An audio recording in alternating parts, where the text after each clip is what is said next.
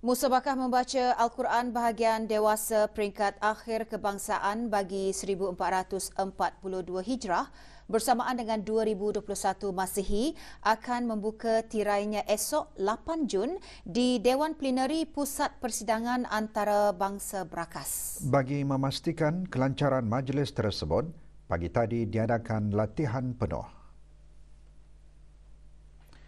Hadir menyaksikan latihan Yang Berhormat Pihin Udana Khatim Datuk Paduka Seri Setia Ustaz Haji Awang Badaruddin bin Pengarah Datuk Paduka Haji Awang Osman, Menteri Hal Ehwal Agama selaku pengerusi jawatan kuasa tertinggi musabakah membaca Al-Quran bahagian dewasa peringkat kebangsaan tahun 1442 Hijrah 2021 Masihi dan Yang Berhormat Datuk Seri Setia Haji Awang Abdul Mukti bin Haji Muhammad Daun, Menteri di Jabatan Perdana Menteri. Dengan tema Al-Quran Asas dan Pemangkin Pembangunan Negara, musabakah akan diadakan selama 3 malam berturut-turut. 6 qari dan 6 qari'ah akan memperdengarkan bacaan ayat-ayat suci Al-Quran pada majlis tersebut. InsyaAllah disarankan kepada semua jemputan yang akan hadir supaya dapat mematuhi garis pandu bagi membendung wabak COVID-19, iaitu pertama kali disyorkan kepada semua jemputan yang akan hadir supaya akan dapat mengimbas kod QR. Hanya individu yang mempunyai kod warna hijau dan kuning saja akan dibenarkan untuk masuk, dan manakala bagi individu yang mempunyai simptom-simptom seperti batuk, selesma dan ada masalah pernafasan tidak dibenarkan untuk menghadiri. Dan juga disarankan kepada hadirin yang berhasrat untuk menunaikan sembahyang fardu Isya dan Maghrib mestikan membawa sejadah berukuran besar masing-masing. Sementara itu, 6 qari dan 6 qari'ah termasuk seorang peserta baru akan memperdengarkan bacaan ayat-ayat suci Al-Quran pada musabakah membaca Al-Quran bahagian dewasa peringkat akhir kebangsaan tahun 1442 Hijrah bersamaan dengan 2021 Masihi. Para peserta qari terdiri daripada Awang Haji Muhammad Fikri bin Haji Awang Matusen, pernah mewakili negara ke Majlis Tilawah Al-Quran peringkat antarabangsa di Kuala Lumpur 2018. Awang Haji Hazwan bin Haji Salim pernah menyertai musabakah pada tahun 2019. Tahun ini merupakan penyertaan kali kedua.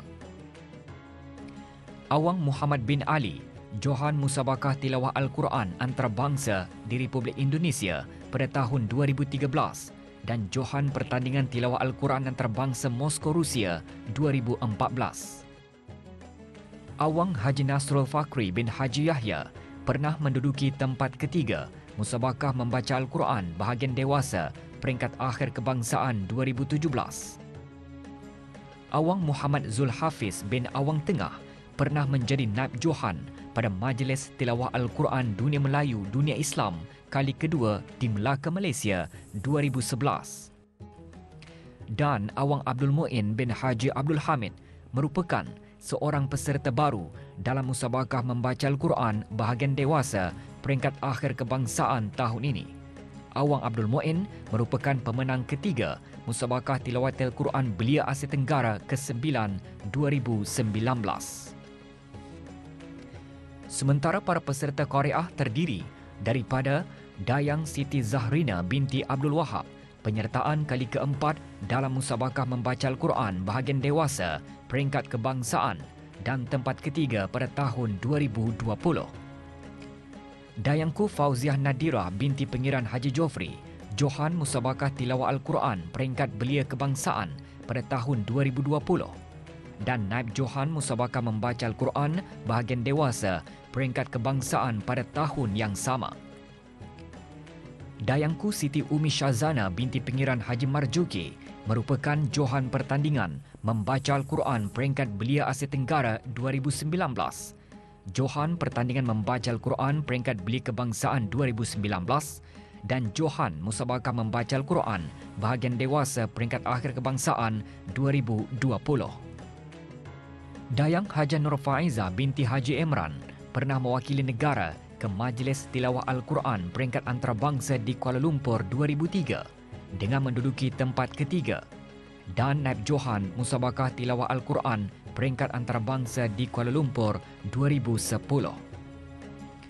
Dayang Hajah Nur Hafizah binti Haji Hasan penyertaan kali ketiga dalam musabaqah, kali pertama 2018 dan kali kedua pada tahun 2020. Dan Dayang Hajah Nurul Akmalina binti Haji Yahya pernah menduduki tempat ketiga semasa Majlis Tilawah Al-Quran peringkat antarabangsa di Kuala Lumpur 2009.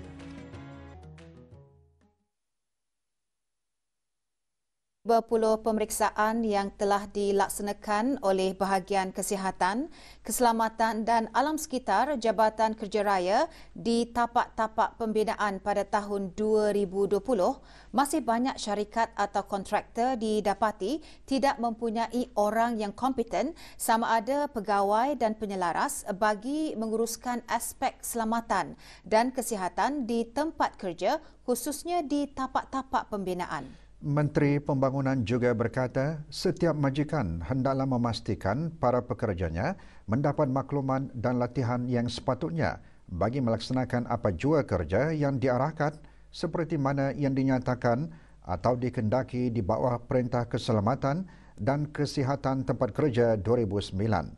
Yang berhormat Datuk Seri Setia Jurutera Awang Haji Suhaimi bin Haji Ghaffar berucap demikian semasa Majlis Pelancaran Minggu Keselamatan dan Kesihatan 2021 MKK 2021 Jabatan Kerja Raya. Majlis berlangsung di bawah pejabat Jabatan Kerja Raya Lapangan Terbang Lama Brakas. Dalam hal ini saya merayu semua pihak untuk sentiasa melaksanakan tanggungjawab masing-masing dalam pengurusan kesihatan dan keselamatan termasuk pekerja dan orang awam mulai dari awal pelaksanaan projek lagi dengan menyediakan health and safety plan yang cukup, terutama sekali adequate risk assessment yang disediakan bagi setiap aktiviti yang dilaksanakan di setiap projek. Saya juga ingin menyarankan kepada pihak Jabatan Kerja Raya untuk mengadakan program bagi memberikan penghargaan kepada kontraktor-kontraktor ataupun atas komitmen mereka dalam pengurusan kesihatan, keselamatan dan alam sekitar yang ditunjukkan di sepanjang pelaksanaan projek. Ini bertujuan untuk meningkatkan lagi tahap keselamatan di tapak bina serta menggalakkan kontraktor-kontraktor untuk mempraktikkan amalan keselamatan tempat kerja sebagai satu budaya kerja bagi menjamin keselamatan pekerja-pekerja di tapak bina. Dr. Dayang Elislai, Ketua Bahagian Kesihatan Cara Kerja Kementerian Kesihatan, dalam ucap tamanya antara lain mengongsikan mengenai strategi pihak kerajaan dalam menangani situasi pandemik COVID-19. Pameran berkaitan dengan keselamatan dan kesihatan di tempat kerja dan di tapak pembinaan juga diadakan dan dibukakan kepada orang ramai selama 3 hari bermula hari ini. Juga hadir Datuk Seri Paduka Arkitek Awang Haji Marzuki bin Haji Mohsin, Timbalan Menteri Pembangunan, dan yang berhormat Arkitek Dayang Siti Rozai Merianti binti Datuk Seri Laila Jasa Awang Haji Abdul Rahman, Ahli Majlis Mesyuarat Negara.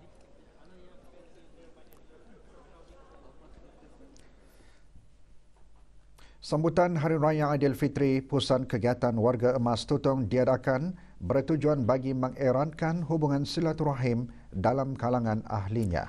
Berita lanjut dan bahan lainnya menyusul selepas petikan titah ini.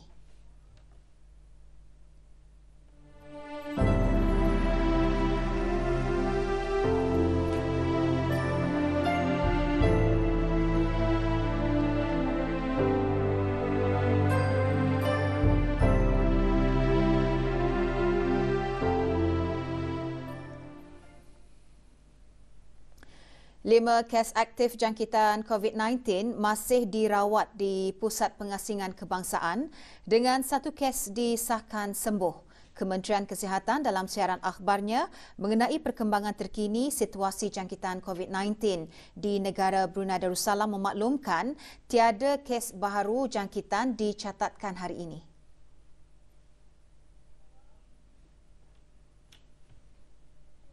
Sementara itu, jumlah keseluruhan kes di negara ini kekal 244 kes dengan kes yang sembuh 236.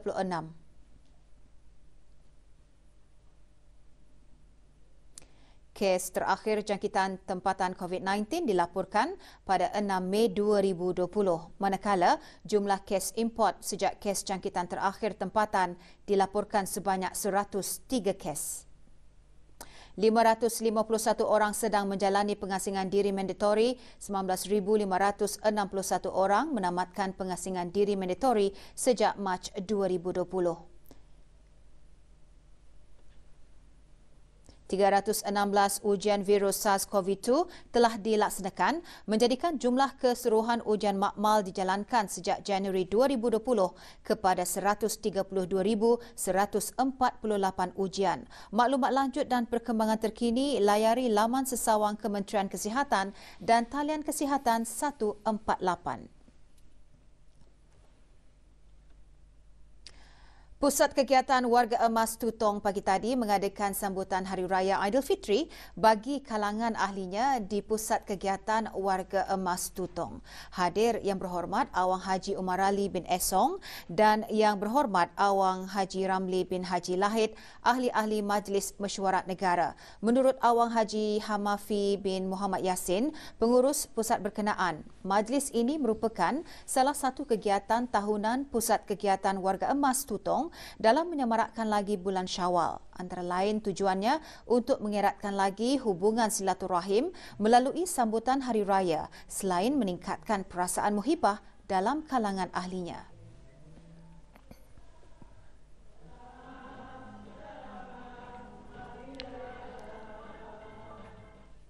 Pendekatan dan pelaksanaan kutipan zakat antara yang dibincangkan semasa pembentangan pada Persidangan Antarabangsa Pendidikan Feng Al-Zakat. Perincian mengenainya seketika nanti. Haman Rakyat, Pengurusan Perolehan dan Pengagihan, Pembinaan Hukum dan Ijtihad Kontemporari dan Aspek Pembangunan Asnaf merupakan 4 resolusi dari Persidangan Antarabangsa Pendidikan Feng Al-Zakat PAPFIZ 2021. Perkara tersebut digariskan dalam majlis penutupan persidangan berkenaan petang tadi. Pembentangan kertas perdana ketiga yang disampaikan oleh Datuk Seri Setia Awang Haji Matusin bin Haji Baki bertajuk Memperkasa Pengelolaan dan Pengurusan Zakat dalam Memajukan Sosioekonomi Umat Islam, Cabaran dan Harapan. Datuk Seri Setia Awang Haji Matusin antara lain mengulas mengenai zakat merupakan hak yang wajib dikenakan terhadap pemilik harta dan ia tidak menyerupai pemberian hadiah, sagu hati, bantuan serta balas ihsan secara sukarela. Sebaliknya, zakat merupakan perintah Allah Subhanahu Wa Taala yang berbentuk wajib. Hadir menyaksikan pembentangan Awang Haji Muhammad Rosli bin Haji Ibrahim, Setiausaha Tetap Kementerian Hal Ehwal Agama. Negara dan global mengenal pasti isu-isu yang berkaitan zakat secara... Resolusi PAPFIZ 2021 diserahkan oleh Dr. Haji Adnan bin Haji Basar, Rais Kolej Universiti Perguruan Agama Seri Begawan kepada Setiausaha Tetap Kementerian Hal Ehwal Agama. Persidangan anjuran bersama Kupu SB dan Jabatan Majlis Agama Islam Kementerian Hal Ehwal Agama merupakan salah satu pengisian dalam persidangan dan pameran pertengahan tahun Brunei MICE.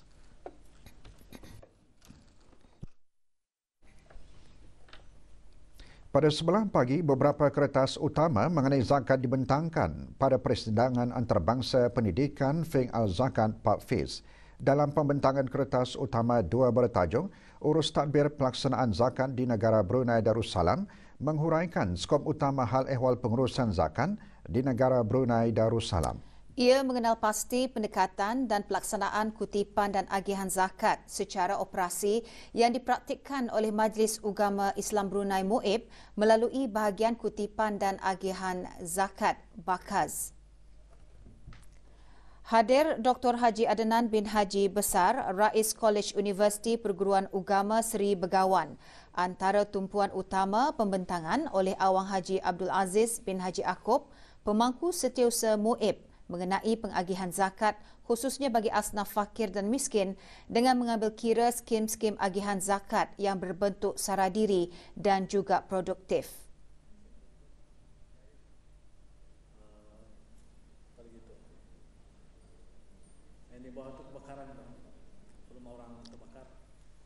Kertas utama 3 bertajuk Pemerkasaan Pelaksanaan Zakat di Negara Brunei Darussalam dibentangkan oleh Yang Berbahagia Sahibus Samahah Datuk Dr. Haji Anhar bin Haji Opir, Timbalan Mufti Selangor Malaysia. Antara yang dikongsikan keberkesanan strategi agihan zakat di Selangor dalam memastikan agihan disalurkan mencukupi keperluan utama asnaf susulan jumlah keluarga asnaf fakir miskin yang meningkat saban tahun dan kesan negatif pandemik terhadap ekonomi.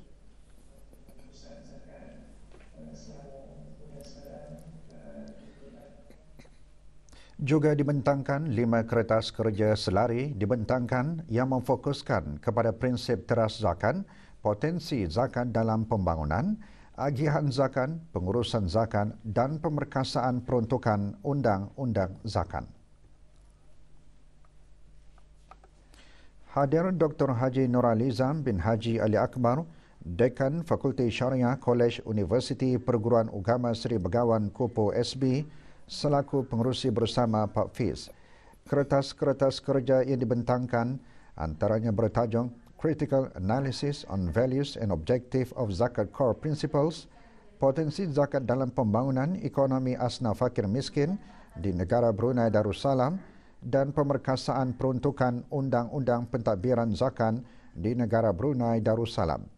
Ia antara lain menyentuh mengenai zakat yang merupakan mekanisme utama dalam mengukuhkan kedudukan ekonomi umat Islam, agihan zakat secara kolektif membantu memperkasakan pembangunan ummah serta mengongsikan peruntukan undang-undang dan peraturan dari Akta Majlis Ugama Islam.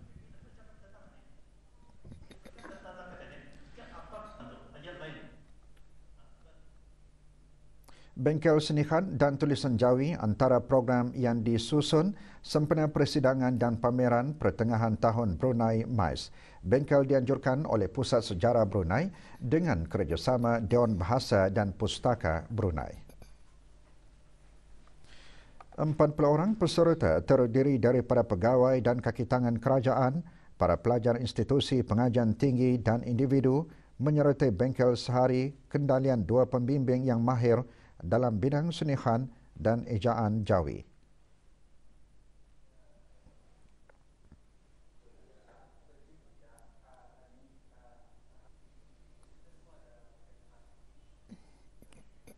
Bengkel selama sehari ini juga mendedahkan penulisan dan pengejaan Jawi secara sistematik dengan mengongsikan kaedah asas menggunakan suku kata.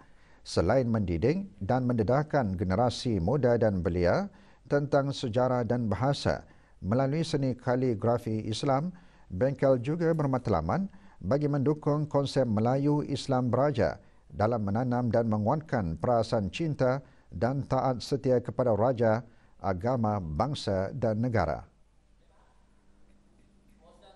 Dapatlah mempelajari dari asas, iaitu apa yang ada dalam pelajaran ini adalah mengenai dengan tulisan khat nasah, iaitu khat yang paling asas. Ia juga digunakan dalam tulisan Al-Quran. Tujuan saya mengikuti ini adalah ingin mengetahui nama-nama khat yang ada di Brunei. Melalui bengkel ini saya telah mempelajari jenis-jenis khat, seni dan cara menulisnya dengan betul dan teratur. Lembaga Tabung Amanah Pekerja TAP mengisytiharkan dividen simpanan TAP dan SCP untuk tahun kewangan berakhir 31 Mac 2021 pada kadar 2.50%. Dalam siaran akhbar tabung amanah pekerja, dividen pada tahun kewangan 2020 hingga 2021 telah pun dikreditkan ke dalam akaun ahli-ahli TAP dan SCP.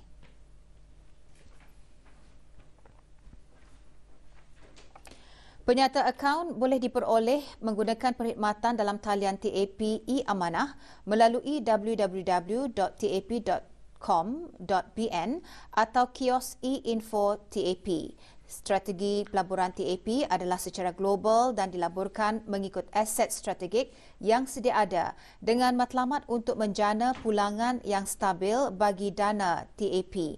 Pencapaian dana setiap tahun tertakluk kepada keadaan pasaran global.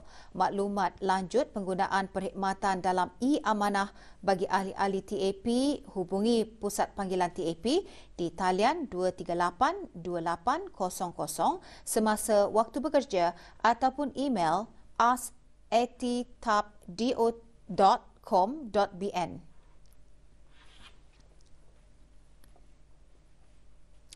Seekor buaya berukuran 4.5 meter berjaya ditangkap oleh anggota Jabatan Bomba dan Penyelamat selepas insiden gangguan binatang liar itu berlaku di jeti Sekolah Rendah Haji Tarif di Kampung Tamoy pada pukul 6.25 pagi. 5 anggota Balai Bomba Pelancaran diketuai oleh penolong pegawai Balai Haji Murni bin Haji Maidin dikerahkan di tempat kejadian. Anggota bomba bertindak menangkap dan mengikat buaya tersebut sebelum menyerahkannya ke pihak Jabatan Haiwan Liar bagi tindakan selanjutnya. 4 syarikat dan seorang individu dikenakan kompaun setelah didapati melakukan kesalahan kerana meletakkan kereta tanpa kebenaran di tanah kerajaan, melonggokkan, meninggalkan dan membuang sampah secara tidak teratur.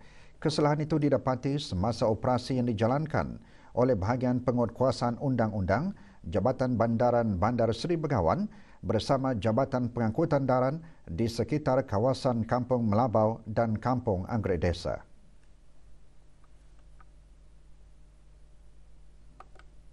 Dalam kes tersebut, syarikat dan individu berkenaan dikendaki membayar kompaun dalam tempoh masa 7 hari.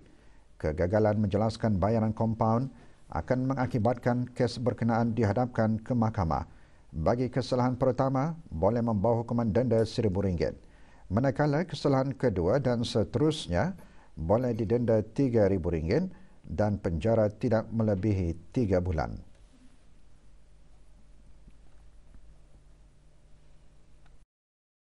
Futsal Brunei 2021.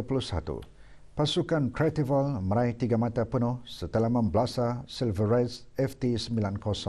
Perlawanan berlangsung semalam di Dewan Serbaguna Bolkiah Garrison. Pada separuh masa pertama, Creatival berjersey merah unggul di depan dengan jaringan 3-0, masing-masing menerusi Faiz Zakaria, Ashraf Mawardi Siding dan Arif Zulkifli. Pada separuh masa kedua, Creatival terus mendominasi perlawanan dengan berjaya menambah 6 lagi jaringan masing-masing melalui Faiz Zakaria dengan 3 gol sambil Ashraf Mawardi Siding, Hamzah Japar dan Aswin Gurung masing-masing mencetak 1 gol.